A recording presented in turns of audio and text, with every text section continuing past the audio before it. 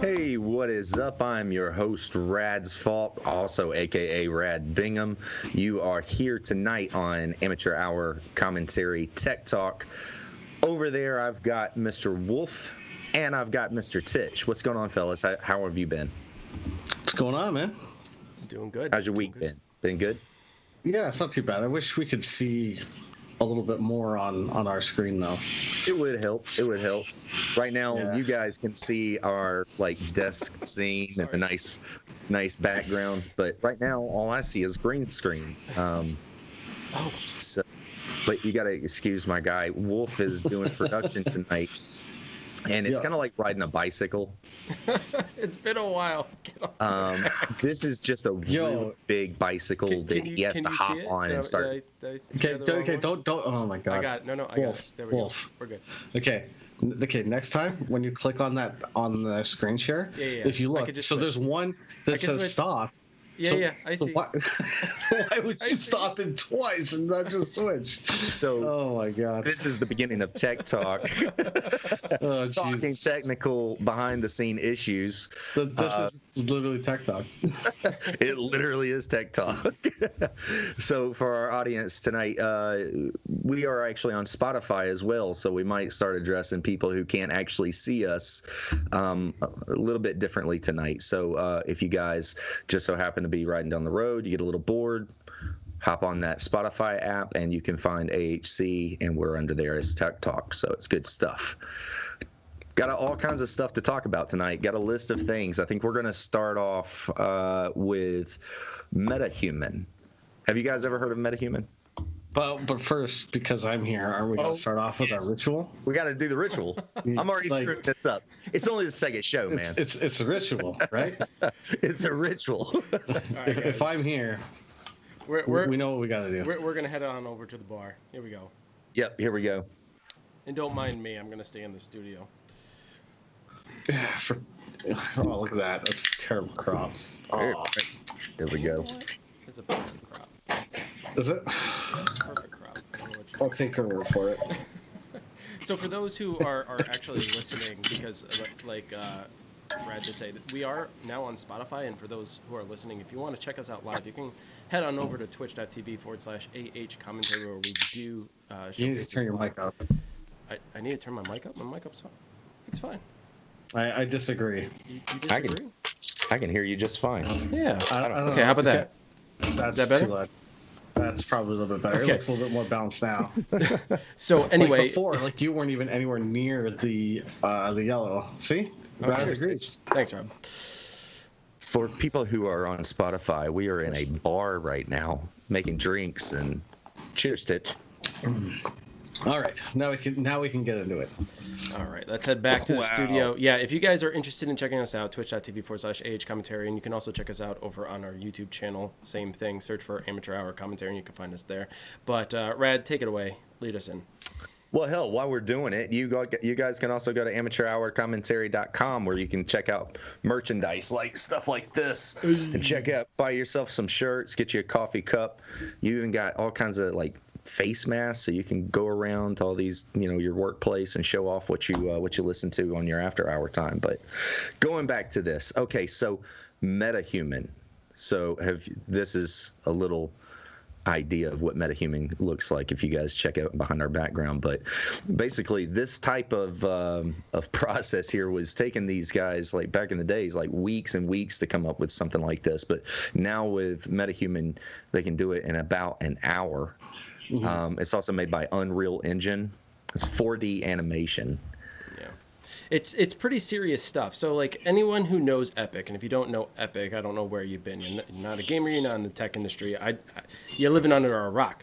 All right, crawl out from underneath that rock and learn a little bit about Epic, okay? Because they dominate the gaming industry in a big way. They created the Unreal Engine, which is currently going into Unreal Engine 5, which has some of the highest polygon counts to date in any kind of software. So it's really, really awesome to see. And although this is going to be working in tandem with the Unreal Engine, this is actually, from what I read, a free source, I believe. It's not just going to be locked into Unreal Engine, it's going to be accessible via the web, via a web page. So people are going to have access to this. And as Rad was saying, developers used to take days, maybe even weeks, to create a character model. And we see how, player character models are today and NPC character models are today. They're kind of shit, aren't they? Like, as far as technology's come, the environment seems to keep improving, but the character models seem to be stuck in some point in time that is antiquated. But this, I mean, just look at that. Look at the old guy's face. Okay, like, I encourage you guys to go look on YouTube and watch and listen to this. I mean, there are multiple videos that showcase the animations. The animations of these characters talking. I mean, anyone who isn't aware that they're watching a creator engine, I don't know. Would you think that they would be? They would believe that this is human? At first glance, that's the thing. It's like at first glance. Like, if you were to just quickly look at the video, or like just like a small section, especially some of them, like this one here, for example, like you would not necessarily know right away that you're looking at an animation. Like, that looks like a dude, like full out. And look at the hair. The hair finally doesn't look like Play-Doh. Yeah. Which, I mean, I would say that if you're a PS5 owner, that just in my experience, I'm a PS5 owner, this is kind of like the new thing. I mean, just trying to make it as real as possible. It makes me excited as far as maybe in the VR world, because right now, as far as avatars, saying like big screen that we've been talking about here lately, it is a bit cartoonish. I don't want to say like on the verge of like Nintendo Wii-ish as far as avatars. To think that we could actually make avatars that actually look like ourselves, so we can actually go somewhere, meet up, and do things. It is a bit Ready Player One, a little bit of the Oasis, if you ask me. Just unreal on the technology. It's really cool. Unreal. But this also raises another interesting issue that's been talked about, not by us recently, but another program similar to this. Deep fakes. Are you guys familiar with deep fakes? Yes. Like, this is right here, deep fakes. Like, yeah.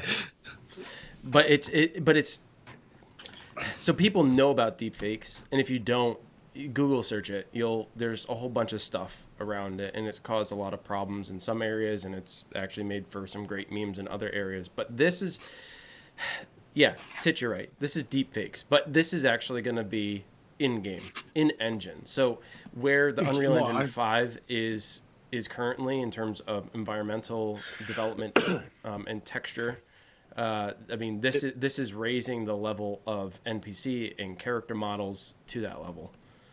Yeah, but when I'm saying deepfakes, the issue now becomes with, like, it looks so realistic. And I guess at some point technology was going to come to this point, but I could now theoretically create Wolf and make him say all kinds of like crazy stuff and put it out there for everybody. And it's just I so look forward to the day.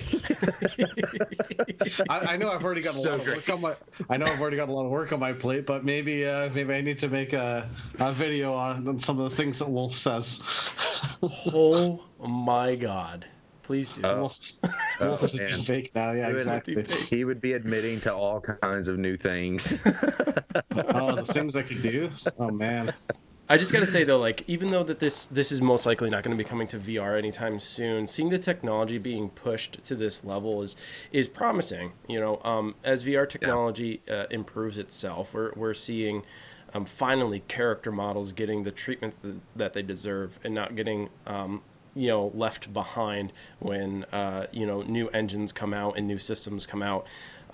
It's definitely rising to the level of that PC quality, and I say PC quality because there are very high levels of standards in PC gaming overall. So I mean, this is just good to see, and I hope that we actually get to see it sooner rather than later, and I hope we actually get to see it in VR at some point in the future. So taking this subject, metahuman, and merging it over to the next subject that we're going to talk about Apple being subpoenaed by Valve. What do you know? What do you know about this? No, Will? it's the other way. So, Is it Valve? Yeah, subpoena Apple. No, you said Apple got subpoenaed by Valve, but yeah, Apple subpoenaed Valve Apple subpoenas for Valve. Yeah, Apple subpoenaed Valve for. So they eventually reduced it, but it was. I'd have to find. I don't know if Wolf has all the info up, but from what I remember, it was something like originally they wanted like 35,000 games and apps on Steam, and they wanted the dates that they were put onto Steam, how much money Steam made off of each app individually, all through each individual updates of those apps. Like it was it was horrendous. The list that they wanted was absolutely insane. It was Sounds incredible. like Apple is getting into the VR world. That's what that sounds like. Get ready to conquer. We talked about that last week, actually, about Apple getting into VR and the prospects of that, and I was clearly very weary of it. This is interesting because the reason why Valve is being pulled into this is strictly because Epic, who we just talked about, who I did have an image. It was just a silly background. It's not necessary here for the conversation, but Epic, being the creators of the Unreal Engine and now MetaHuman, they are most notably known for games like Gears of War, Fortnite, and the Unreal Tournament, Unreal Championship. Now Rocket League. And now Rocket League. I don't know if I want to throw them in that category. I mean, it's freaking Psyonix, man, who had that. But yeah, but they bought Psyonix. So yeah, but they didn't make it. The moment Epic took over, they epicked Rocket League up, okay? They fucking epicked it up. So that's what Epic is known for. Now, the reason why Apple and Epic are kind of in a bit of a quarrel is because Apple, the Apple Store, sucks 30% of the profits from anyone who is putting their game or application on their app store. So no matter what the sale is, Apple gets 30% of that. Epic was like, well, that's bullshit. We're not going to give you 30% of our profits. So they tried to do kind of a workaround and use a loophole so that they don't have to, essentially give that 30%. And they were able to find that loophole. They found it, which ultimately led to them not being allowed to put their application on the iOS store or the Apple store. And now Epic was epically pissed about it, and they are now in this legal battle against Apple. Okay.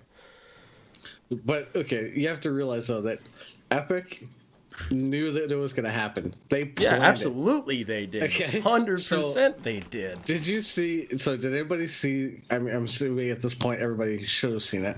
But literally, so when they put out the way to bypass and buy directly through Epic and bypass the App Store, when Apple took it down, within that day, like a day later, they had the lawsuits and and then they put out the animation. I don't know if you saw it, but it was back from back in the 80s. Apple had a commercial, and it was basically them coming in, like destroy. I can't remember exactly how it worked, but they came in, they threw something on the screen, they broke it, and it was like Apple's like taking down like IBM everything and PC back in the day, right?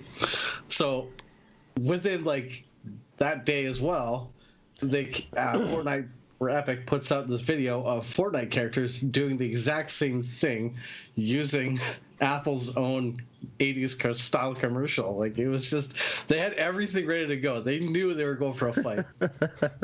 But so what's even funnier about this Apple versus Epic thing is Apple's now subpoenaed Valve for all the financials and stuff like that to say, like, look, we're not doing anything any different than anybody else. It is a competitive market. But yeah, let's throw the sledgehammer through the screen. But what's funny is Valve and Epic already had a battle out. Yeah, if anybody remembers this. But previously, this is like probably about a year or two ago. I don't know if anybody in the PC gaming market will remember that Steam does the same thing. They took 30%, and that was one of Apple's and also one of Valve's counters. That was like, yo, this is normal. This is what happens. Stores take 30% when you're stocking games, like places like EB Games. They take 30%, like, and that was sort of the 30% was to do with inventory. But because inventory is not a thing, they're like, well, you really should lower your numbers.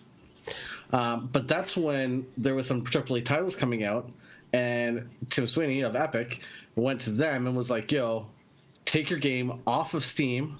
We'll pay you a bunch of money. You put it strictly onto Epic Games. And that's when Epic Games actually became its own store, because Tim Sweeney was like, Steam, lower your take, right? Or we'll just open up a store, right? Well, the reason why they were so frustrated is because the only way that they can make profit off of Fortnite, because people were buying the free version just to do the battle royale. Technically, you could buy Fortnite for like some other game. I think it was like Save the World or something to that effect. Yeah. But the only way they were actually making profit were off of their microtransactions, and those microtransactions aren't necessarily small, but they're not necessarily large either. So like, imagine if you have, like, let's say a Fortnite skin that costs, I don't know, $5-10, right? Imagine Apple taking 30% of that revenue. I mean, you're already making pennies. Technically, they're billionaires, okay? Like, a lot of people buy their shit. So, but it's a free game, essentially. People are getting it for free. So to take 30% of what little profit they generally make off of those microtransactions is frustrating. And yeah, that's exactly why they went and made the Epic Games Store, which, by the way, a lot of people weren't really happy about. Like, they were like, wow, okay, this isn't coming out with all the same stuff that Steam has. And I mean, it was just ridiculous. But like, in my opinion, including Valve in this, I think is just, I think it's just ammo. Like, they're trying to get as much ammunition against Epic in this lawsuit. Sure. I mean, okay, so in this article here, it's by Shack News. I found a part in here. So in this actual article, they give you the joint letter between Apple and Valve that talks about like what they're planning on agreeing to, which obviously Valve isn't agreeing to. It says, to clarify, Apple wants Valve to compile data of all product listings, sales, operations, and further info across its entire marketplace. Putting that into perspective, it should come as no surprise that Valve found the request wholly unreasonable and refused. Here's a quote. Valve already produced documents regarding its revenue share, competition with Epic, Steam distribution contracts, and other documents. Somehow, in a dispute over mobile apps, a maker of PC games, being Steam, that does not compete in the mobile market or sell apps, is being portrayed as a key figure. It's not. The extensive and highly confidential information Apple demands about a subset of the PC games available on Steam does not show the size or parameters of the relevant market and would be massively burdensome to pull together. So, like, it makes sense that Valve doesn't want to get in this tiff. You know what I'm saying? Like, why do they want to get in the middle of this when, like you said, they were already at odds with Epic. And they don't need to be wrapped up into another legal debate, which will just waste more time and money. They don't need to be involved. Not to mention what Apple asked for is just absolutely insane. Like, what is it going to do? And what is it going to prove? How is it going to help their cause? And that was one of the things I said. Like, so, like, that's just Apple. Valve just literally turned around and they're like, no. And then when they're like, well, so they went to court. They're like, yo, like, how is this? Like, is this even like? What is this doing? Like, we have no skin in this game, and not to mention what they want is just like it wants even. It even asks for like money made per update. All their listings on the Steam are like that, and they're like, this is something that's like confidential information, and some of it, there's no way in hell we're providing this. Yeah. It's almost like Apple is saying, "Oh my gosh, what the fuck are we gonna do? We don't have enough ammo against Epic. We're going to lose this. Okay, let's attack everybody that we possibly can and try to get as much information to go into this thing to win. Because I guarantee you, there's a point that the tables are going to turn, and there's a potential that they could lose this battle. But they want to talk about a closed environment that Apple is locking out, and that's basically the problem, right? It's a closed environment that Apple's locked out. What about the closed environment that Apple demands that any product that is put onto the App Store has to be developed on an Apple product, which costs developers even more money to do. Yeah, needs to go buy an iMac in order to make an app to put it on the App Store. That is a seriously closed environment. So, I mean, no doubt. But I mean, I would for sure say that Apple is going to come out with some crazy technology, and I'm gonna say within the next 2 years that it's going to attract a really large audience. It's from what I've read and predictions is that it will not be the Apple VR headset that's coming out next year. It will be the Apple AR glasses that will be released the year after that. That's supposed to be the iPhone killer. And whatever it is, it's going to be good enough that you'll want to wear it all day. You'll want it, and it's going to seek the masses. So to take advantage of that AR technology, stay away from the VR. Who knows? I don't know, man. I mean, Apple's all over the place right now. That's a lot to balance with this new technology. They just got a lot of crazy money to put into it, though. Yeah, I'm just wondering if it's a fruitless effort on their part to try to prove a point, and just open up your freaking store, guys. Like, open it up. Like, stop being petty. Come on, you're billionaires, trillionaires. Just friggin' let them have it.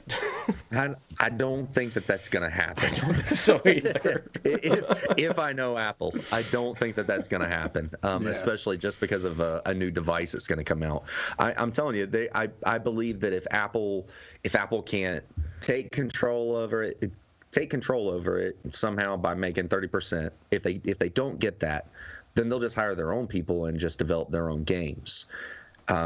They're that tight. They'll buy up companies who do this shit, and then they'll develop their games that way. But one way or another, Apple's I think at the end of the day, as a developer, your choices are you lose 30% or you don't get in the market at all. Yep. So as a developer, when it's the only way in, and that's the problem with this battle. But in the event that Apple does win, and it's fine because it's whatever the courts decide. I mean, at the end of the day, it is what it is. As a developer, you're not going to just turn around because it's basically status quo. Everything has been the same as it was. So you still develop your apps. You still have to go buy a $3,000 iMac to make something for somebody. You're pissed off because you have to spend this money. You hate Apple, but you need to do it in order to make the money. So it's mobile, man. The mobile market. With that being said, let's move on to the next subject. So the headliner on this subject was 360 graphics card cryptocurrency limiter. What the hell does that mean, Wolf? So what are we talking about? What little I know about it, and Titch will shed a little bit more light on it, but people who know about cryptocurrency, there's a variety of different cryptocurrencies. I think the one currently in question was Ephemer or Ethereum. Ethereum. There's one called like Octopus, and there's a couple others out there. Everybody will be familiar with Bitcoin. And Bitcoin. So there's a variety of different cryptocurrency out there. Well, miners will use existing technology and adapt it so that they can actually mine this cryptocurrency and pretty much get a huge fortune. So I think we should start off with, for the people that don't know how cryptocurrency works. Yeah. Let's talk about that a little bit. Let's start with the basics. So basically, baby steps. Yeah. So at least shed some light on like why it happens. So basically, in order to get cryptocurrency, you compute mathematical problems, and by doing these complex equations and complex problems, you can basically get cryptocurrency, and that's the way it works. So the more algorithms that you can solve, and the more algorithms that you can do, the more cryptocurrency that you can get. So what they found was with the new GPUs, GPUs have become over the course of time have become very powerful, and they realize that GPUs can be used very efficiently to solving algorithms and mathematical equations, because that's generally what they do anyway. So that's to kind of understand what. Yeah, cryptocurrency is it doesn't translate to anything more than like online money. I mean, it's practically invisible, but the value is present because people want it. So does it really have tangible value? Some would argue no, but it is valuable, and people are spending money to get it. So therefore, it is valuable, and it does produce a lot of money. Do I care about it? No. Do any of these guys on the panel care about it? I don't know. I would assume no, because none of us are chasing cryptocurrency. In fact, as a PC guy, it pisses me off. But we want to talk a little bit more about NVIDIA's graphics card, the GTX 3060. The 3060. So it's the 30 series, okay? You can see in the background, this is pretty much what it is. Now, the 30 series, for anyone who doesn't really know about graphics cards, is that these cards come out in various series. The newest series is 30 series. So you got the 3060, the 3070, 3080, and 3090. The talk of the town right now is the 3060, and that's because there is this technology that NVIDIA put into the graphics card to prevent data mining. So when a particular algorithm is read, in other words, if this system knows, oh, this person is data mining for Ethereum, then they're going to take the performance of this card and cut it in half. Yeah, so that the hash rate, so its ability to compute mathematical algorithms and formulas, is cut in half, effectively making it almost useless. So the idea behind this is kind of interesting. So first of all, NVIDIA says it's unhackable. You can't hack it because it's a Don't handshake. ever test a hacker. Don't ever say that. Ever. You are dangling a freaking carrot, and they're like, I'm coming for you.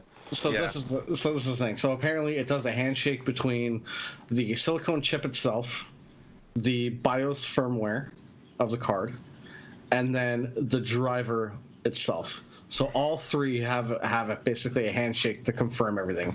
So in the event that you mess with one, to bypass it, then and the others don't like what it is that you've done, it'll basically break itself. Right, exactly. Now, why are people concerned about this? Honestly, like, I think there's some weariness around, well, what if we do something that simulates mining? In other words, like, what if there's an algorithm that is similar enough to trigger this response from the graphics card? Now, they say, according to the articles that we have read, that it is a very specific algorithm that will not be triggered unless it's a search for Ethereum. There is a very specific mining algorithm for Ethereum, and it's so specific that someone had tested it by trying to mine other Bitcoins and was successful in doing so, and able to get $7 per mine, essentially, which is still valuable. Think about it. With all the various cryptocurrencies out there, if you mine all the other cryptocurrencies aside from Ethereum, you're still going to make profit. Are you going to make nearly as much? No, because Ethereum apparently, and I'm not savvy to the cryptocurrency world, but Ethereum is apparently very valuable. It's the most valuable of all the cryptocurrencies. So, but if you miss out on that one, I mean, so what? Get a different one and start data mining for it with that other card, But in this case, I think people are just very concerned. Like, okay, well, what if someone screwed up and this is going to affect players? Because think about it: if gamers are buying this graphics card for their PC, and someone had screwed up their job, we've all seen people screw up their jobs before. And it affects their performance overall. Now they have pretty much a dead graphics card. Now, do I agree with this? I mean, I'm weary just about the forecast of it. I mean, if we're putting in protections like this, they're going to put in protections for all the other mining algorithms. And then who's to say that that's not going to affect like other algorithms that exist. Now, I'm not computer savvy at all, and I don't know coding, but this is where you got to be careful with these things. Like, the more protections put in place, the more you're going to hamper performance, and the more you're going to infringe on overall gaming performance. Not necessarily, because in this specific situation, we're diving down a coding hole that none of us are able to do. Absolutely not. But credit where credit is due. NVIDIA have a lot of very smart people working for them, and I'm gonna say that they've tested the hell out of this. I can guarantee it. There's no way they're gonna put a card out that can potentially get bricked because I tried to render something in Cycles and Blender. Like, sure. There's no way in hell. In the event of something like that were to happen, I guarantee you they would fix it and BIOS updates would be made. Sure, and NVIDIA puts out amazing technology. I don't think anyone's going to take that away from them, but I'm concerned about the slippery slope, and I'm always concerned about the slippery slope. I'm not gonna sit here and say it's absolutely going to happen, but what? Do you want to know what I'm concerned about? I'm concerned about the fact that their GPU prices are astronomically high because you can't get any. Now this is going back to the previous tech talk of the Quest. The Quest 2, like PSVR, everything in general. I've had multiple people over the last couple of weeks, or I've been messaged and pinged about it, about people looking into, wanting to build a computer or want to get a computer. And prices for graphics cards are so astronomically high right now. Yeah. Building your own PC is next to impossible anyway, because you can't even get the parts. And if you do find a graphics card, you're paying twice the price of MSRP. The 3060 is supposed to be $329. It is cheap. And outperforms previous units. So I understand, and call me crazy, but go NVIDIA. I take the risk. However, with that being said, okay, I got to take away from NVIDIA on this, because as nice as this is, they are definitely increasing their bottom line, because they went and they turned around and they are making a cryptocurrency GPU card. And in turn, to try to steer away the crypto miners to go after the crypto cards and leave the PC gaming cards alone. But silicon is a very short demand right now, and automotive industries and everything else are suffering because they can't get chips. So why are we focusing on the data mining? So now we're already short on silicon and chips. So now you got your wafers, and now you're taking a section of those and you're separating those to crypto. Well, those are not really chips that would have been going into the graphics cards anyway. Okay. Anybody that's been following technology long enough knows that the bad chips that come out of a wafer have been used time and time again in other things. So there was a CPU, I can't remember which one it was off the top of my head, but it was a dual core CPU. And with a BIOS flash, there was actually, you could turn it into a 4-core or a 3-core. I can't remember exactly which one it was. This is years ago. But with a BIOS flash, you could activate a core, but it didn't pass the requirements for the other, like whatever it was registered for. And so they just downstep it. And that's usually what happens out of a bin. Whatever your bin comes out with, you use the CPUs that hit all your targets and are deemed good. And then the rest of them you use for lower end products. So to say that these chips that are on the they're on the cryptocurrency mining card weren't going to be on graphics cards and were of no use, I don't believe for a fact. And then the graphics cards that are cryptocurrency have no display out ports. Yeah, so they completely remove those. Yeah, so if you get your hands on one, at least when the 20 series came out and we were in the massively overpriced bubble that we were in, similar to now, at least you could go on eBay or wherever and get a 1080 or something like that was used cryptocurrency mined. Yeah, sure, but they were cheap because everybody was offloading them because they'd gone to the 20 series and they bought up a bunch and they were redoing their mining farms. So you had all these cheap used cards that were starting to flood the space. People couldn't buy cards anyway because cryptocurrency miners got them all. But at least you could upgrade, have a small upgrade for fairly decent price. But now these cards are useless because when they're done with them, where are they going? They're going to e-waste. I guarantee it. 100%. They're getting. It's crazy, man. You got to think about, like, if you're trying to trap these cryptocurrency scalpers. I mean, you got to make it enticing. And who's going to buy a graphics card with no output? You know what I'm saying? Like, you can't. No one's gonna do that. So now they're gonna find a workaround anyway. I mean, think about it. They're hackers. But yeah, I don't know. We'll see where this goes, guys. Keep your eyes peeled on what's to come with NVIDIA and see if they do anything different or whatnot. I know I will. I'm interested, even though like I'm not as tech savvy. I'm still interested to see what happens because I do like NVIDIA. So on that note, hey, Titch, how's your drink looking, man? I actually, I made one. Oh my God. I waited. So while I tell you what, in the background, I'll just go ahead and give us the highlight of the next subject. On our next subject, Striker VR. So Striker VR is basically a VR handgun. If you play Firewall, if you have a PSVR, you have an aim controller. If you have an HTC Vive, you are in luck. Or if you also own an Oculus, you are in future luck for a Striker VR, as long as you have a very, very nice paying job, so you can afford one of these bad boys. Right now, they have two different editions on. They have a Arena, Infinity Light, and then they also have like I think it's called a Heavy. I think it's just a Heavy, like a Arena Heavy. I think that's what they call it. Price difference is pretty dramatic. You're going from the Heavy version, it's $2,800, and then the Light version, the everyday you, me, everybody else can afford this one, $1,200, and it comes with two batteries. The batteries have about an hour and a half of life. And there's just an hour and a half, man. Hour and a half at $1,200.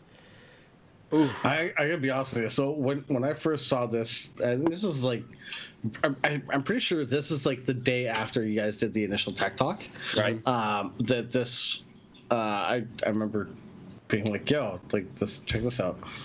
And somebody in the chat at the time had asked about, like, is there an aim controller style like thing for Quest? I remember that. And question. We were like, not at the moment, at least not that we're aware of. And then it's like next day, it's like, boom, bam, like, check right this there. out. Like, yep. Wow, okay, cool. They're got this funding, like $4 million or whatever it was. Insane number. And funding to make this thing consumable. Now, when I think of consumer market, I don't think of a controller being 4 times the price of my fucking headset. No way, dude. No way. Well, I mean, let's think about this though. Because the headset is expensive. I mean, granted, that's US dollars. Okay. Yeah. 12. Yeah. Okay. So for Canadian people, okay, that's like $1,500 to $1,800. Yeah. Like that's. I mean, no way. Regardless the current, like, where that value is coming from, whether it's America, Canada, Europe, wherever, it's still a ridiculous amount. Like it's like saying, okay, I'm going to spend $500 on a new PS5, and then I want the PSVR 2, and oh my God, that too is $500. I don't want to be paying for a peripheral that is equal to the system that I'm running things on. Like, that's just insane. But let's talk a little bit about the technology that's going into this, because it's not just in an aim controller. Like, it's not just tracking. No. Obviously you're going to be able to move around. Interestingly enough, it's not going to have joysticks. It has, what was it, guys? What was it? It was a trackpad. Trackpad. So it's kind of like the way I picture trackpad is like it's that mouse pad on a laptop. Right. That's kind of what I'm thinking. Just like that. What Titch is showing on the DS4. So it's going to have that to move, but what makes this gun so unique, it's going to have haptic feedback. That's right. That's what I'm really interested in, and that's probably why the cost has skyrocketed. Now, yes, okay, 1,200 is ridiculous, but is it really? Because look at all the peripherals out there by Yes. like. But hold on. But think about all the peripherals out there right now, like Haptics, okay?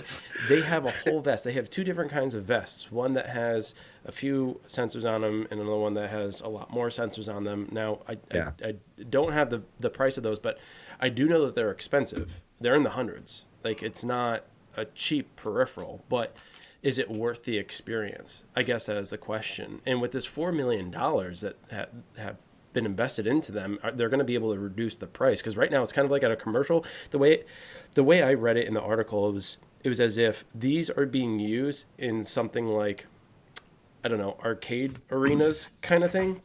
Right. Something to that effect? Exactly. Yeah.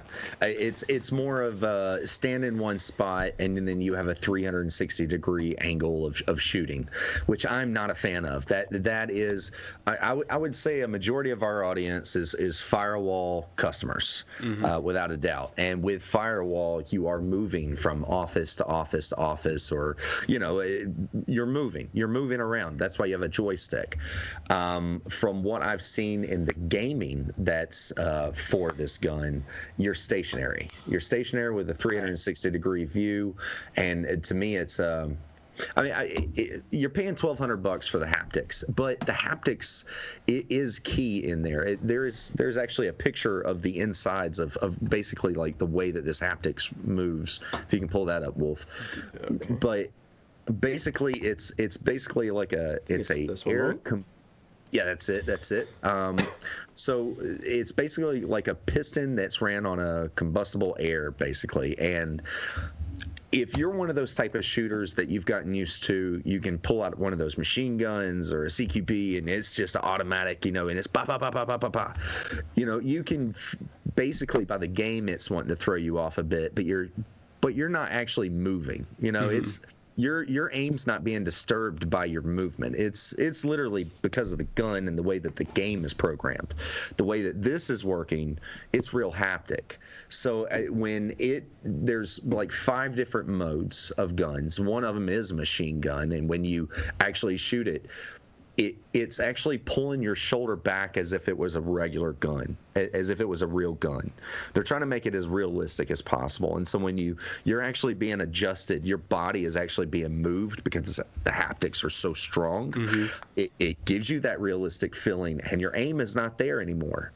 You have to adjust to a moving gun instead of a moving game. Yeah, it's simulating recoil. I think it makes it more real. So if you're one of those rich to-dos and you're looking for like the most realistic thing that you can get, so $1,200 for a plastic. Boy, I hope they get that. Gun. I hope they get that down. So $1,200 for the plastic gun, okay? That has fake recoil, okay? Then we're gonna go with we want a full immersion here, okay? So now we got the $3,000 computer to be able to run in high-end VR. We've got your headset, right. Everybody loves the Rift S. It's like an astronomical number, and then cameras everywhere with wires, okay?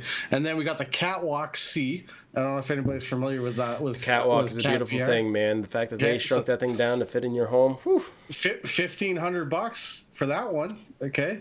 So $1,500, and that would allow you to run and like get your ducking in and do all your stuff, and then what else do we need? So you got the haptics. Like, do we need the haptics thing? Because not only does the package come with the vest that actually gives you all around haptic feedback.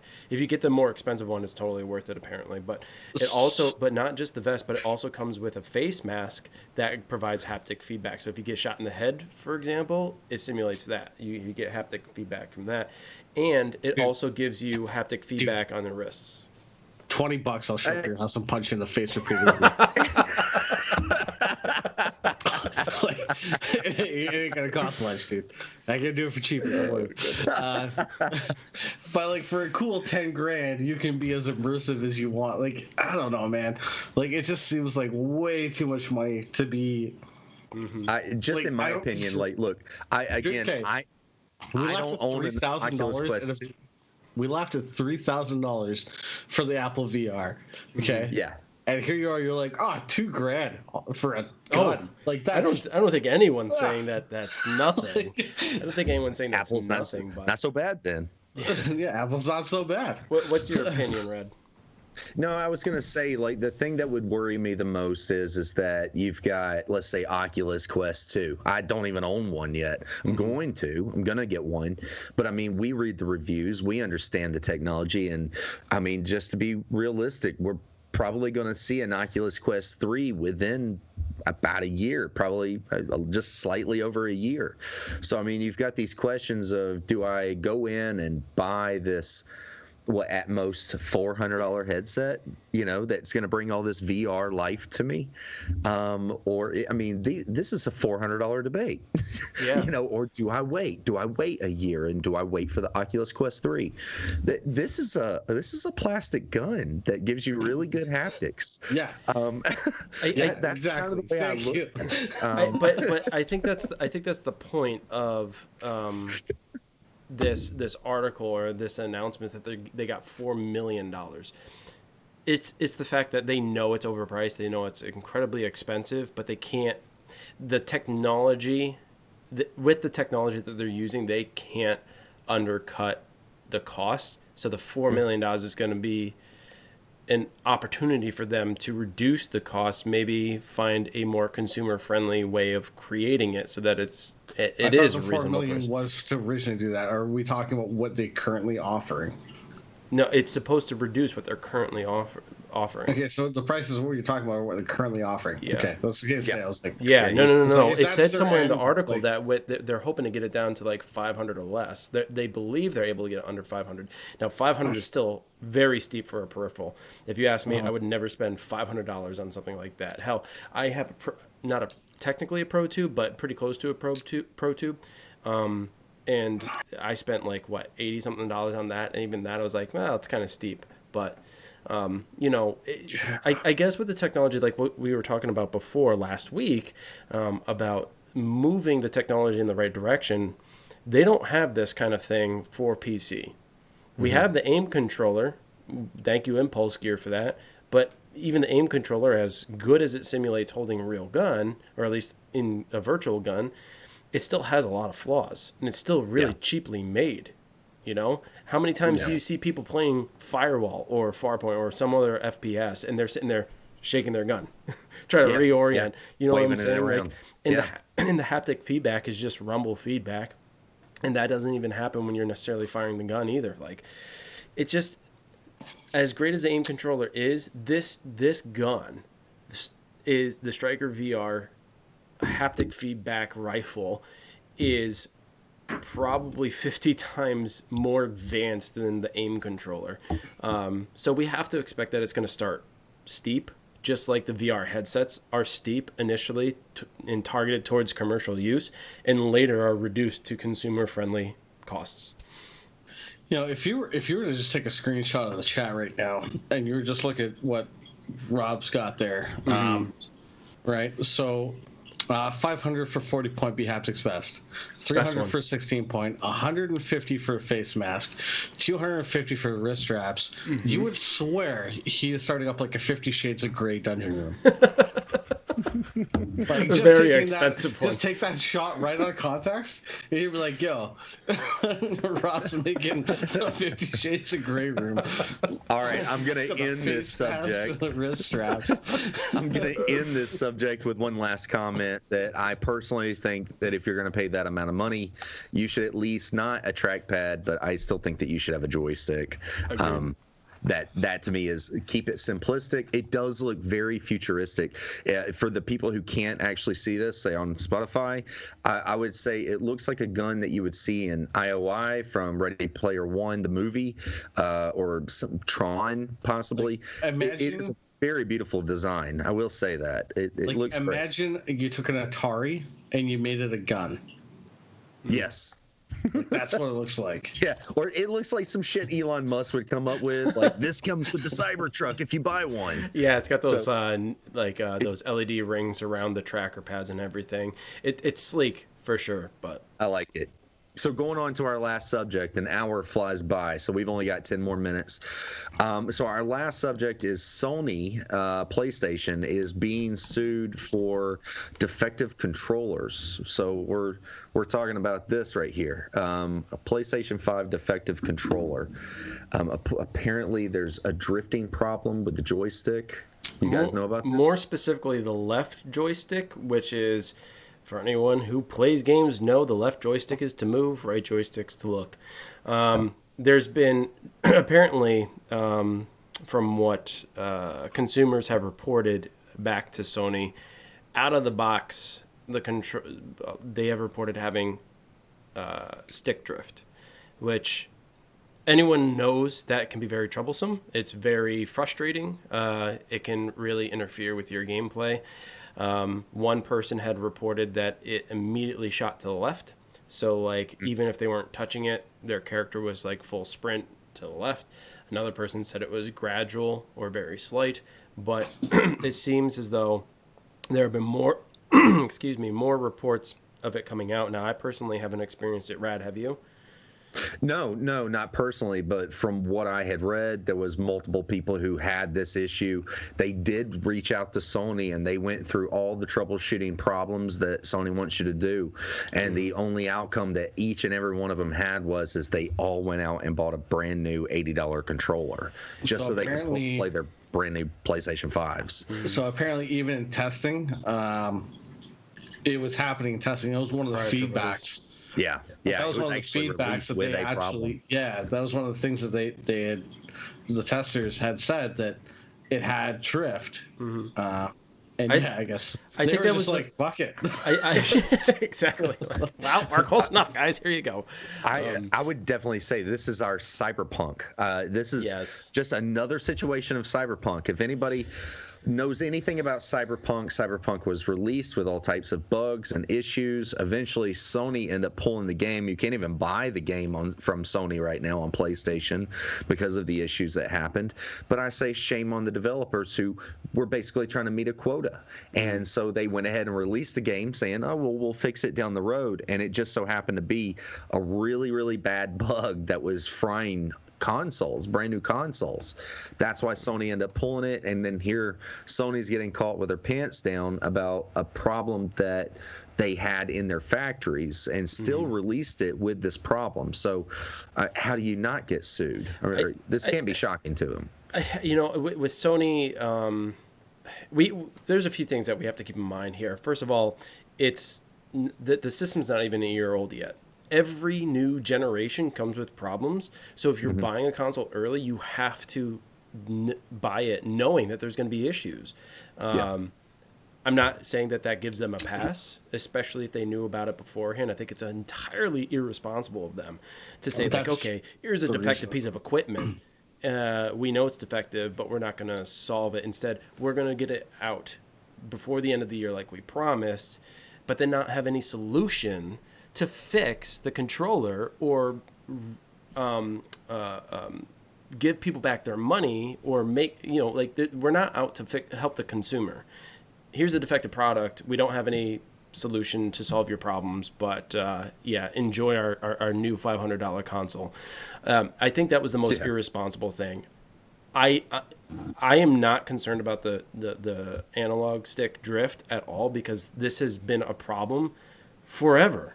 In fact, I would have to say Sony has a better run with the. I think they have. Does anybody have a Nintendo Switch? Well, I was just going to say, I think Sony has had a better run with their controllers and their peripherals better than Nintendo has because the Switch still has awful drift. I don't own a Switch, but I read the reports, I hear the videos. 3. And the joysticks on those Joy-Cons are notoriously bad.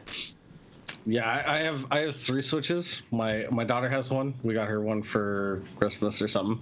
I have one because it got wet and my wife thought it was dead. So I bought her another one, and I got the other one working. So I actually have it.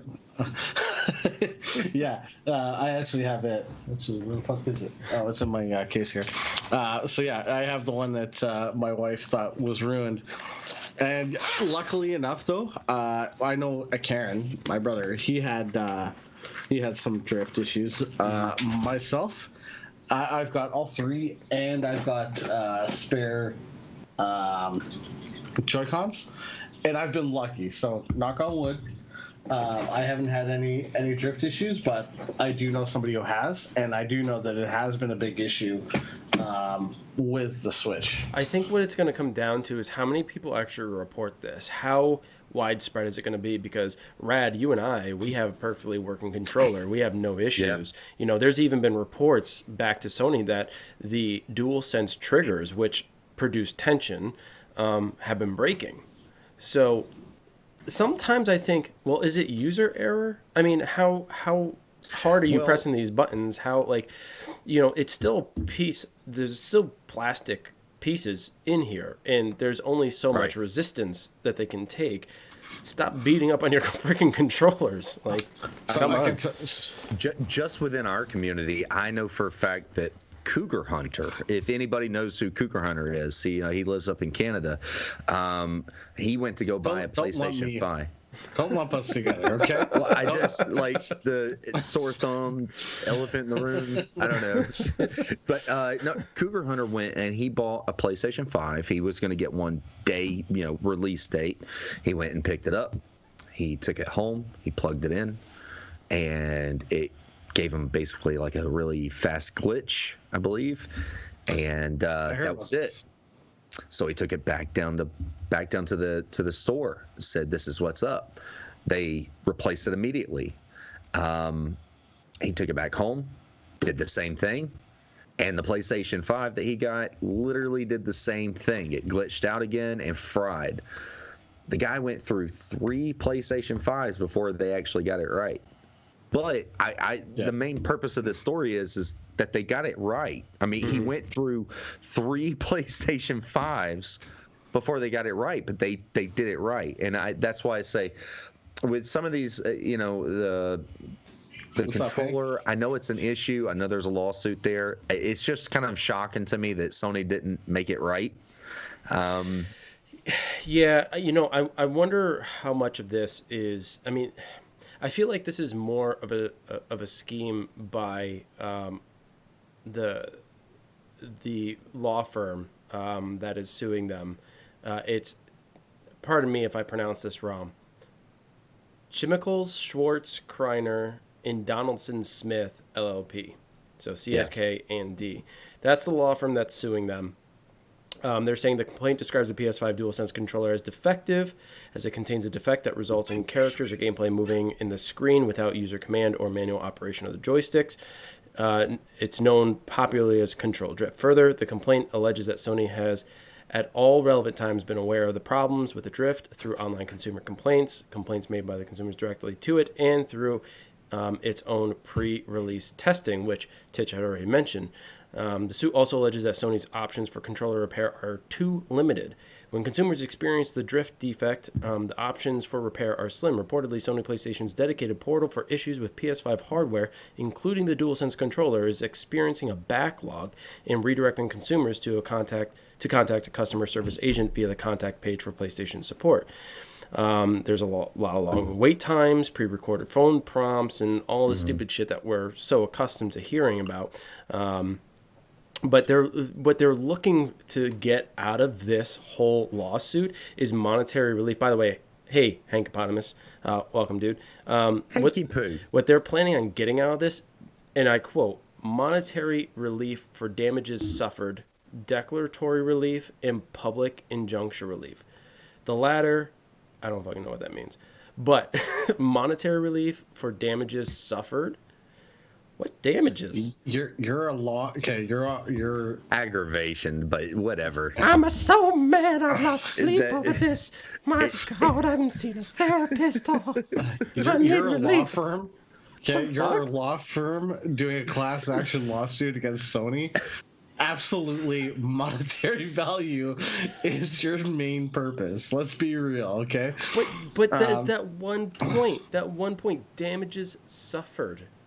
So damages suffered being like, okay, so If they're talking damages about suffered- financial, then so I get it. We live in a well, lawsuit that's the happy thing. So world. damages suffered could be as simple as, say somebody had undue stress because they came home, they had the shittiest day from work, and they wanted to play this game, and all they wanted to do was just have this good time, and then Sony's drift caused them to rage, and then like they got Let me tell you something. undue Okay, stress. then I Like, need it's- to then I you need get to the sue legalese in Walmart. there, man. Then I need to sue get- Walmart. I'm gonna call these guys and be like, look, I have damages suffered hate because of Walmart. fucking Walmart product. Okay, their produce sucks and it makes me really depressed. Okay. Multiple lawsuits. Yeah, Like, do you see what I'm saying though? Like seems so nonsensical and silly. Like, obviously at some point they're going to get it right. It sounds like there's a backlog, but that doesn't mean they're not working on it. Yes, if they're having that many issues, it's pretty clear that they need to get it fixed. And again, it's irresponsible that they released it, so they should be held responsible for that. But I agree. But to attack them for damages suffered, declaratory relief, and public injuncture relief. You're a law firm. You're getting I get it. paid I get it. based on the I get it. payouts. You're gonna throw anything in there, dude. I get If it. You have Okay. Whatever sticks to the wall, baby. Hell, damages suffered could be erectile dysfunction for all I fucking know. Okay, I get that, but the point is like Sony is now being attacked for a malfunction of a controller that can I want to say easily replaced, but in today's world, it's not easily replaced. But it's going to be addressed, and as long as they get a replacement at some point for free, the hell is the point of this lawsuit? Because in the end, Sony's already losing money. They're already losing money. Okay. Yeah. They are already out so much. Like the PS5 is at such a reduced cost that they are losing money on every sale. They're looking to make it up on the games. So what is the point? Rob suffered undue hardship. Exactly. Now he's got an innie. Now he's got an innie, not an outie. Call all because of his controller drift. If the glove don't fit, you must quit. So I don't know, man. I don't know. I'm kind of like I'm kind of on the fence of supporting this and also not supporting it. I feel like everyone can sue for anything nowadays, and people get sue American happy. number one. American number one, boys. You look at Nintendo.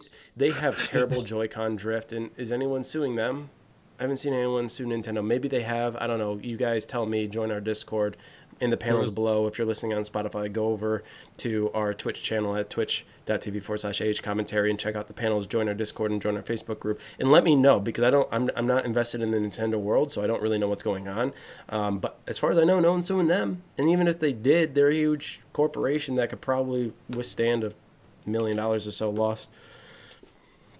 On that note, that is the fastest hour of entertainment tech talk that you will ever have in your life. That was exactly 1 hour. To answer the question, yes, they were. Wanted to throw a shout out. AHC is sponsored by Raise Energy Drink. If you guys see the link below, you can click on that link. You can get 15% off of Raise Energy Drink just in the U.S., not for guys like Titch. You guys, if you missed anything as far as Tech Talk, the pilot show, the first part, this is our second episode. If you did miss that first episode, please go to YouTube or go to Twitch. That's another way that you guys can view us and see us. And also on Spotify. We're on Spotify now, so if you guys are riding down the road, you can't actually watch us. You can listen to us. So we are there. Am I missing anything, guys? Anything you want to say? Oh, yes. I also want to bring up, if you are fans of Rocket League and you're playing in Rocket League, we have a separate AHC Rocket League Discord now with our team. We actually have a Rocket League team. Ain't that cute? We are moving up. And they totally swept 3-0 games. Yes. On the first round of 16, so this week they should be on second round. Yes. For round of 8. So currently our Rocket League team is playing in the Indie Gaming League 2v2 circuit. We've had a fairly easy season thus far, but we did an incredible job in a playoff game moving forward. If you guys want to check that out, we are covering as much of it as we can. But if you're interested, check out that Discord. There is a panel for that below as well, so be sure to join that if you want to join us in Rocket League fun. But I think that was all I had. Yeah, and if anybody that does join Rocket League, does join the server or want to try it, the game is free. Give it a try. Hit up myself, Paco, Steve, any one of us, even Grant, Wolf even would play. Any one of us would absolutely play with you guys and get you guys sort of going into the game. So definitely check it out. It's a ton of fun. AHC is also covering the Firewall tournament. The Firewall tournament right now is actually accepting, trying to get the teams going and all that good Pro stuff. League. Thank you. League. Pro League registration is open. It closes March 6th at 7 p.m. because that works out to March 7th at 12 a.m. for the GMT, because they are obviously based over in the UK. So March 6th, 7 p.m. is the cutoff. Guys, if you get your teams together and make sure you join their Discord. If you go to, there is a panel below actually for the Discord.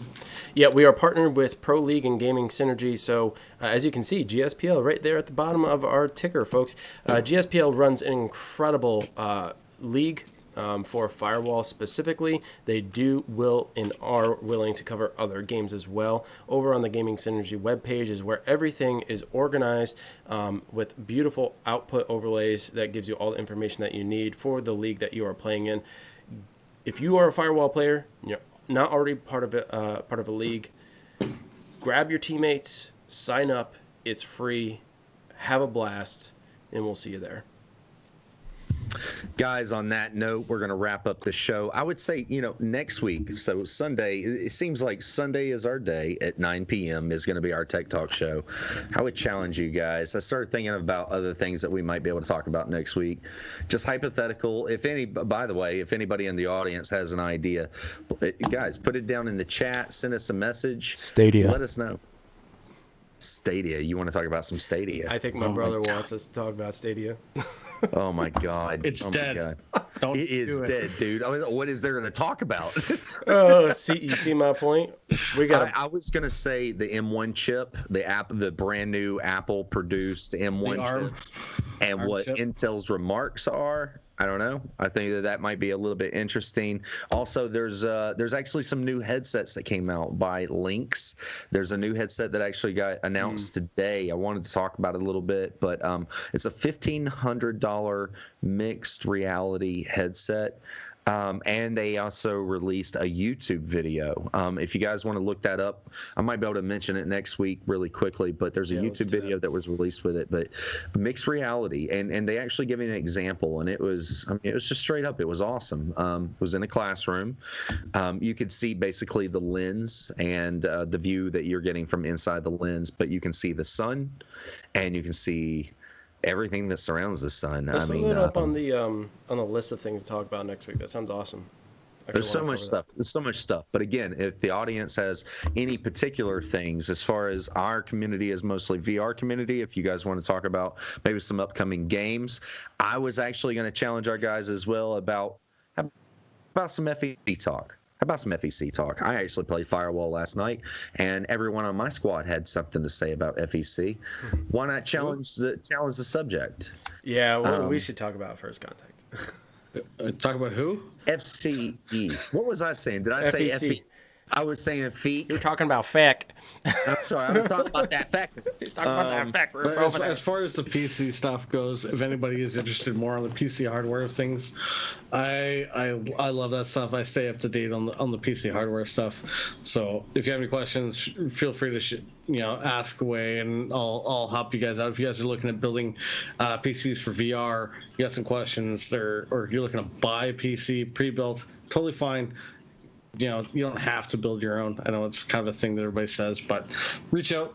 I'll give you any kind of information that you're looking for. So that's going to be it for us. Again, if you want to go to ahc.com, then you can actually see some merchandise. If you want to wear some stuff or just get caught up with us, you can see us on Discord and on Twitch, and also on YouTube and Spotify. Holy hell, I'm going to have to get a list of all this shit where you can listen to AHC. And don't forget to buy some merchandise. Check out this cool shirt again. Love you guys. Going to call it a night. You guys want to say anything else before I say goodnight? Thank you, everyone, for tuning in. Appreciate it. Peace. Thank you again. Peace out, guys.